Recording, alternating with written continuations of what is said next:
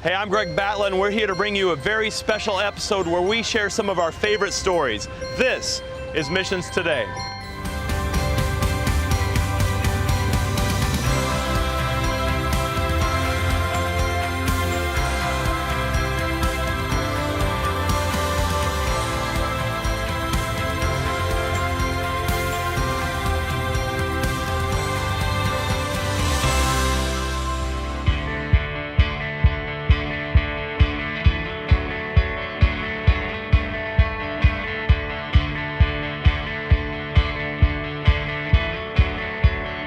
Filming Missions Today has been one of the greatest experiences of my life. Over the past 3 seasons, we've traveled to 19 countries as we've filmed stories of our volunteer team members ministering to the needs of others.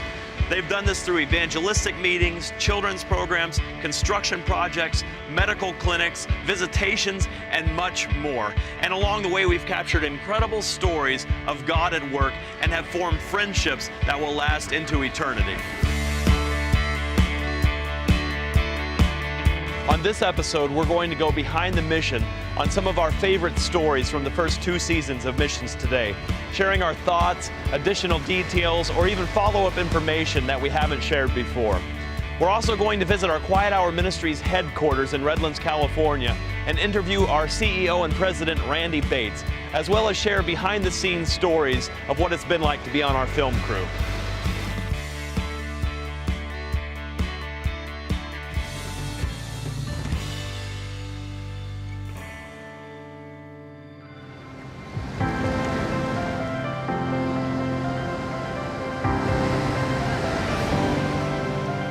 One of my favorite stories on Missions Today came from our pilot episode in Ecuador, where we met a man named Jose Cordero, whose wife had been praying for 15 years that he would give his heart to God.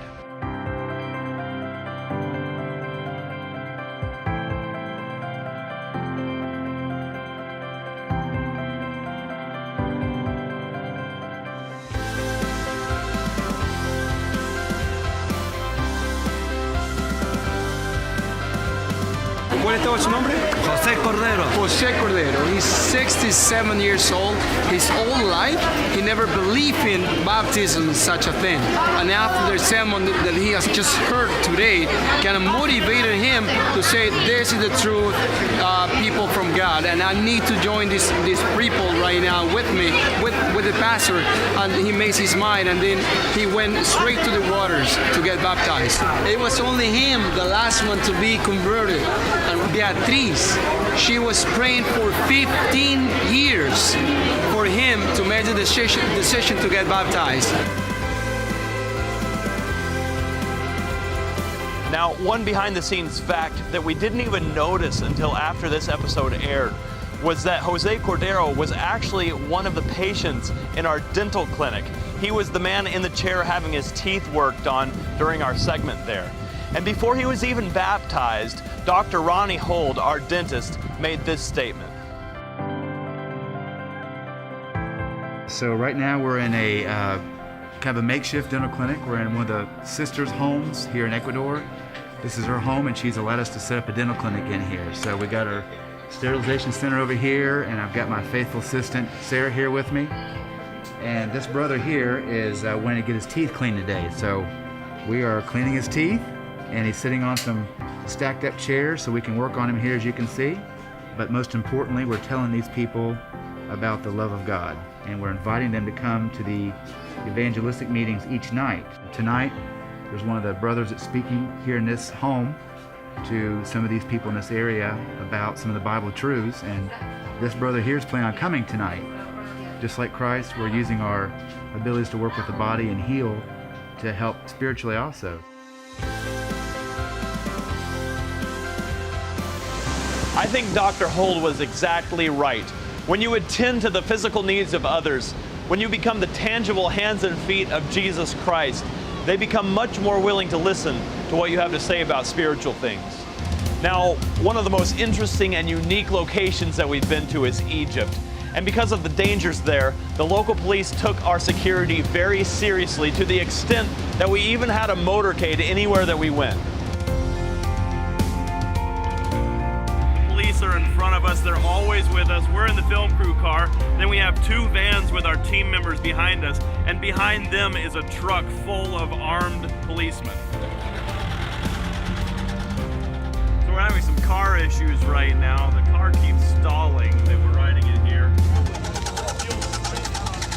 It sounds to me like it's bad fuel perhaps, but I'm not sure what's going on here. We've got the whole detail here working on it. Police officers were literally just spanking our driver because apparently he let the car run out of gas. That's what this whole debacle has been about. We ran out of gas.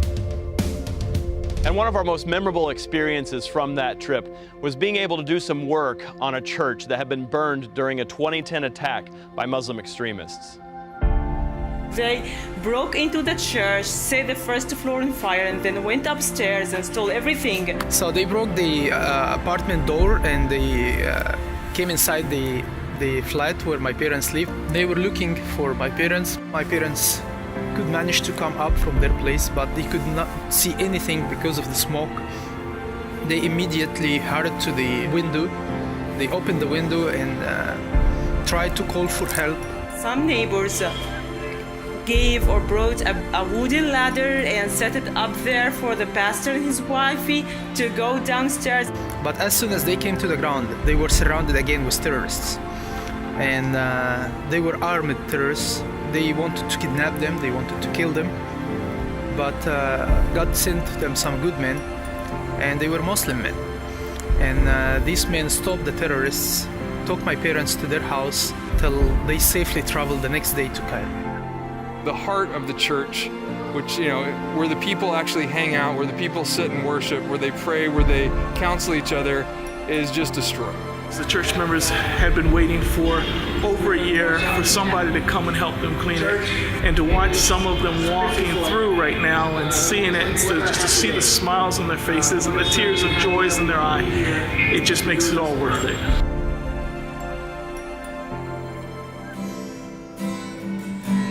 God of this city, you're the king of these people. As our team met with the locals there on Sabbath, we held an impromptu worship service and sang the song God of this city, in which the words say, "Greater things are yet to come, greater things are still to be done in this city."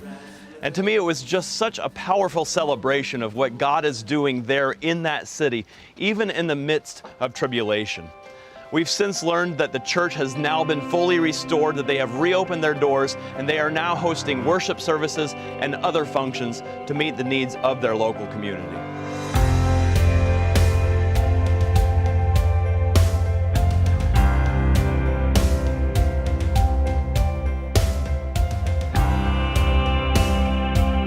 We absolutely loved our experience in Peru.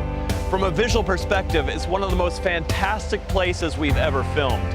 And from a ministry perspective, our team was able to have an impact in very real and tangible ways. Sylvia, one of our team members, was even able to help a woman who was being beaten by her husband and a man who was contemplating suicide.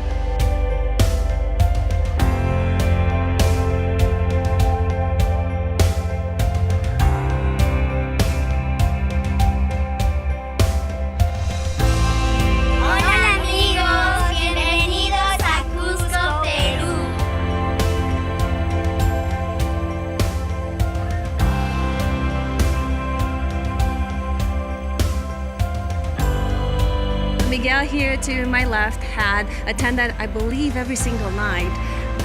And one of the nights when we did the circle, I had shared a little bit about my life, and I had asked them a little bit about theirs. The next night, and that particular night, he asked me if I believe that Jesus is coming soon, and I told him yes, I believe that Jesus is coming soon. And the next night, I had shared a different way to read the Bible with them, and he wanted to share his testimony. And when he did, he told us that he was going to commit suicide the night before, but after he heard me say that Jesus was going to come again soon, he changed his mind. And every single day since then, if you had a chance to see, you will see so much happiness in his eyes. You can see his face lighting up, and you can see the hope coming back.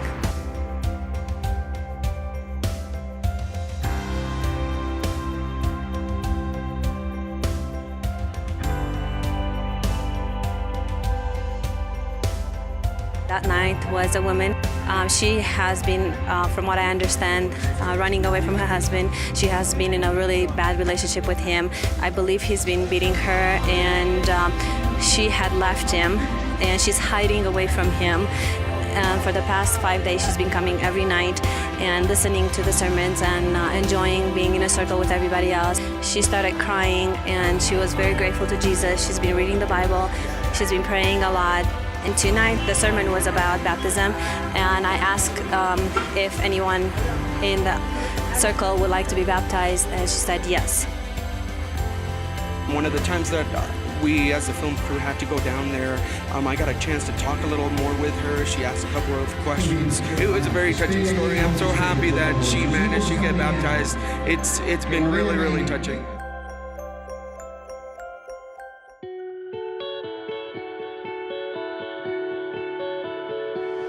One of the most important things that our team members do while out on our mission trips is forming relationships with people, identifying needs that they might have, and then responding to those needs.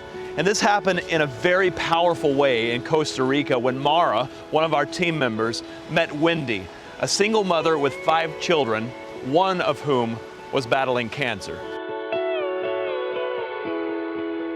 We had super early today, and the reason why is because we're going to take Wendy and Delilah to the hospital.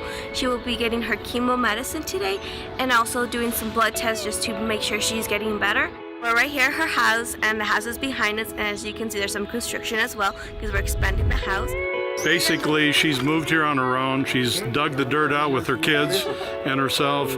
They've thrown this little shack up. At the same time, she's been caring for her daughter, praying that God will take care of this cancer situation. We're going to widen the house out on this side. We're going to add a toilet so that she has her own toilet. We've got about a week's worth of afternoons over here to make this happen, but we're gonna do that. She was telling us that her heart is still strong and she can hold all the chemo, as well as her veins are doing well, so she doesn't have to have an operation anytime soon. Before, she used to get chemo every single day, but now she only gets chemo sometimes, and we're hoping that chemo will stop for her. 1 year later, our video team was in Costa Rica filming another episode, so we decided to check in on Wendy and her family. So now we're back here in San Jose, and we're going to go to Wendy's house to see how she's doing, to see if there's something that we can do for them, and to see how her daughter Delilah, who had cancer, is doing. Hola, Wendy! ¿Cómo estás? Hey, there we go. Ahí está Dalila. Delilah! Hola! ¿Cómo estás? Oh, I like the hair. She's got the full head of hair. How's she doing? Delilah is doing much better. Thanks to God, her cancer has been cured. She is done with her treatments and continues to go in for regular checkups. Wendy, we wanted to come here and just to see you again and check up on everyone, but also see if there's anything that you needed, see if there's anything that your family needs. I need help buying food for my family. The children also need shoes for school. All right. Well, hey, can we take you and we'll go do some food and shoe shopping? All right. Thank you so much, and God bless you. All right, so we're headed out to the store now. We have the whole family aboard. This should be a fun trip.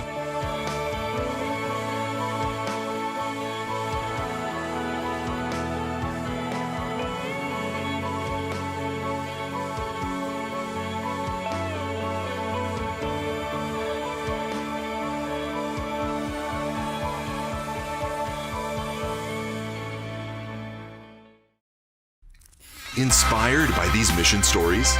Be a part of the story by joining us on a mission trip. Find out more and sign up now at qhministries.org or call us at 800-900-9021. A story is told about a young woman who wanted to go to college, but her heart sank as she read the question on the application, "Are you a leader?" Being an honest and conscientious student, she marked the box, "No, I am not a leader," and expected the worst. To her surprise, a couple of weeks later, she received a letter which stated, "Dear applicant, we are delighted to let you know that our school has accepted 1,452 new leaders. We are accepting you because we felt like this group needed at least one follower. John chapter 8, verse 12 says, "When Jesus spoke again to the people, he said, 'I am the light of the world. Whoever follows me will never walk in darkness, but will have the light of life.'" The question for you today is, are you struggling to lead, or are you trying to be a follower? Perhaps today, instead of trying to be a leader, God is calling you to be a follower in the light of His life. So in your prayer walk today, I want you to ask God, what do you need me to be today? Do you need me to be a leader? Or perhaps today, you need me to be a follower.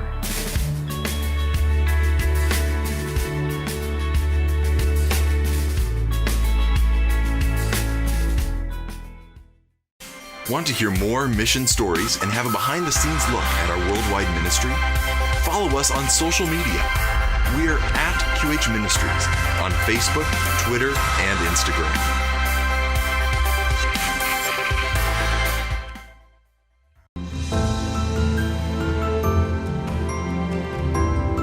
Welcome back to Missions Today.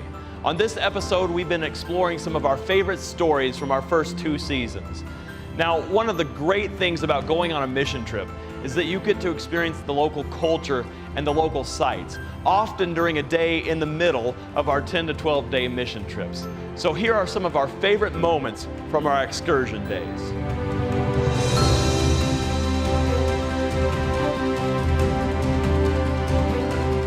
We're on a zip line in Costa Rica! This is awesome! I tried to get on the water buffalo. It didn't like me as well as it liked Greg. I was getting on and he moved, so there was nothing there for me to sit on when I sat down. And a whale comes right up and it's like, oh my goodness, it was huge. I couldn't believe I was seeing that. And the first time I was like, oh, that's so cool. All right, so I'm trying to get the monkeys to respond. I'm gonna try to use my homing beacon, the Batla homing beacon, to do so.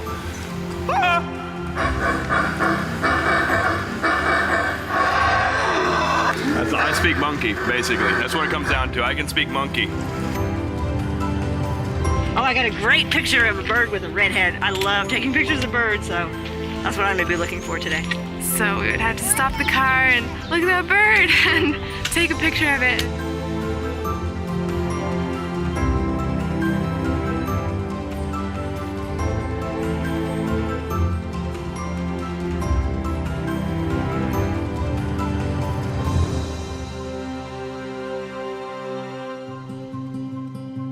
We're now here at our Quiet Hour Ministries headquarters in Redlands, California, right on the corner of Brookside and Center Street. And this is where all the planning and preparation for our mission trips and our entire world outreach takes place. If you're ever in the area, we'd love for you to come by so that we can give you a tour. So this is our CEO and President, Randy Bates. And Randy, we just wanted to ask you a few questions here. The first is, why does Quiet Hour exist? What's the big picture? Quiet Hour Ministries began 80 years ago as a soul-winning agency, and we are still passionate about soul winning today. So that's great. There's a lot of soul-winning agencies out there, though. What makes us unique in our approach? Our 80 years of passion for soul winning has led us to confirm that Jesus' method is the best. You mingle with the people, you meet their needs, and then you share with them the message of God's love and grace. Right, so how do we do that? We do that through short-term mission trips where we send lay people from North America internationally for 10 to 12 days. Our team members, while they are in country, are working on mingling with the people through medical clinics and dental clinics and optical clinics. They're doing children's programs in the afternoons and evenings. That gives them the chance then to mingle with the people, meet their needs through the clinics, and then invite them to the meetings in the evenings where they can share the messages of God's love and grace. Okay, but we don't just do a 10 to 12 day mission trip once we're invested in an area, right? Absolutely. We are so passionate about soul winning that we want to invest in the local community much more than just the few days that our team members are there. That's why we send gospel workers 2 to 3 months in advance to mingle with the people, to do Bible studies, to get to know them, to bring them to our meetings and our clinics while our team is there. And then those same gospel workers continue to work with the new believers long after our team has left, helping those new believers to grow in their walk with Jesus. Beyond that, while our team is there, they do a construction project in a local church. Right. That helps expand the church or even build a church Right. where the new believers can meet and continue to grow in their walk with Jesus. That's awesome. One great example of this is when you, Randy, went to Colombia recently on a mission trip. And one of my favorite stories from that trip is when one of our teams went up high into the mountains to visit a group that had never been visited before by missionaries. When we first got here, the people kind of just stared at us, and they weren't sure what to expect. We thought, well, this is kind of strange. They were quiet, and they were just staring at us. And we, through the translator, we said, hey, what's going on? They said, you got to understand, we feel like everybody's forgotten all about us out here. No one, there's no doctors, there's no nothing. We've never seen a missionary in this part of the world. They have never seen a missionary. And I mean, it's hard to believe, but we are the first missionaries, let alone from the United States, that have ever come to this part of Colombia. They have never seen a Christian missionary. And my group, immediately felt really embarrassed because we were like, you chose us to be the missionaries, the first missionaries these people ever saw. And we felt really self-conscious, like, well, we need to set the standard high, but we know who we are and how weak we are. And yet God's like, I chose you. And so this week we've been blown away at how much God must be able to do through people like us, just regular Joes. We visited 2 people that were very sick, one with lupus, advanced lupus, and another one just moments ago, the woman has that terrible infection. We prayed for this woman with lupus, and each one of the young people had a chance to pray for her.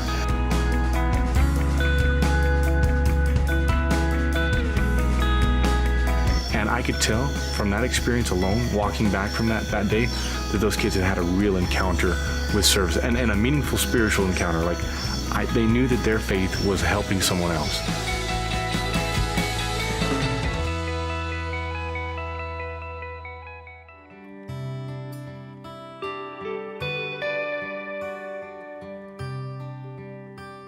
Being a part of our Missions Today film crew can be a ton of fun.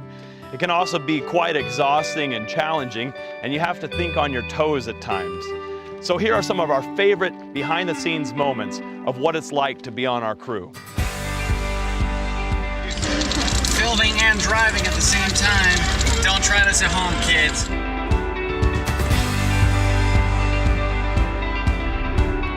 Right now, Greg, our host for Missions Today, is over there. He's practicing his lines. He's trying to get everything down. Unique New York, unique New York.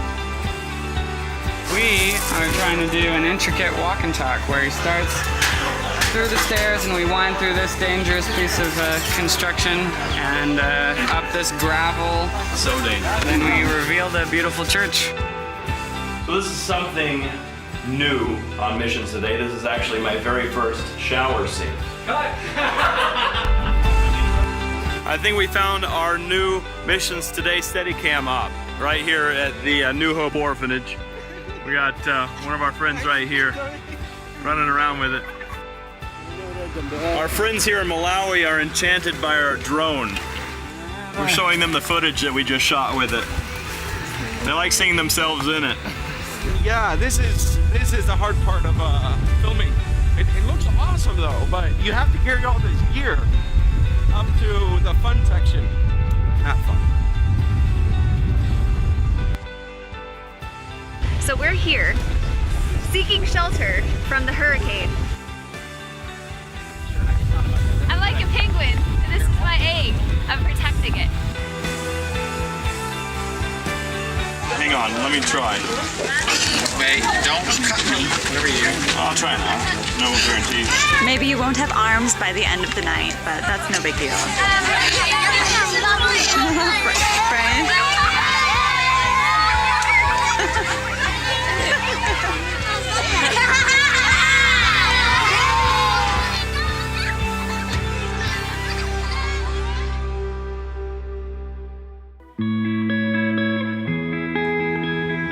I think one of my favorite experiences on Missions Today came when we went to Russia.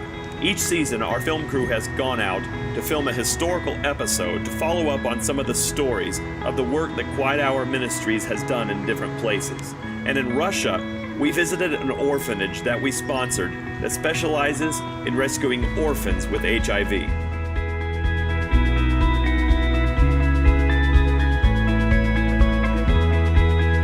When we first saw the children at the hospital, their condition was terrible. The children were left by their parents with no one to take them in. And it wasn't just their condition. Their faces were also very sad. So we found nurses for these children, people who could act as mothers to them. We played with them, sang songs, and walked with them. They became just like normal children. Quiet Hour Ministries bought a lot of equipment that we needed, and also clothes and toys. They also paid our nurses salaries. We are so thankful to Quiet Hour because we wouldn't have been able to do any of this for these orphans without their help. So one thing we wanted to do while we were here is actually get some things for the kids to just brighten their day a little bit.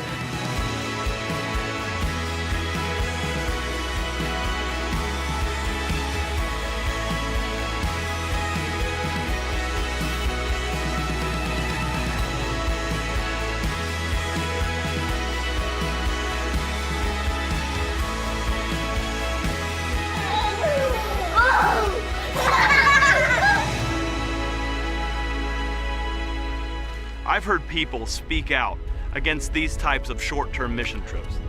They call it voluntourism and question the validity of these types of projects.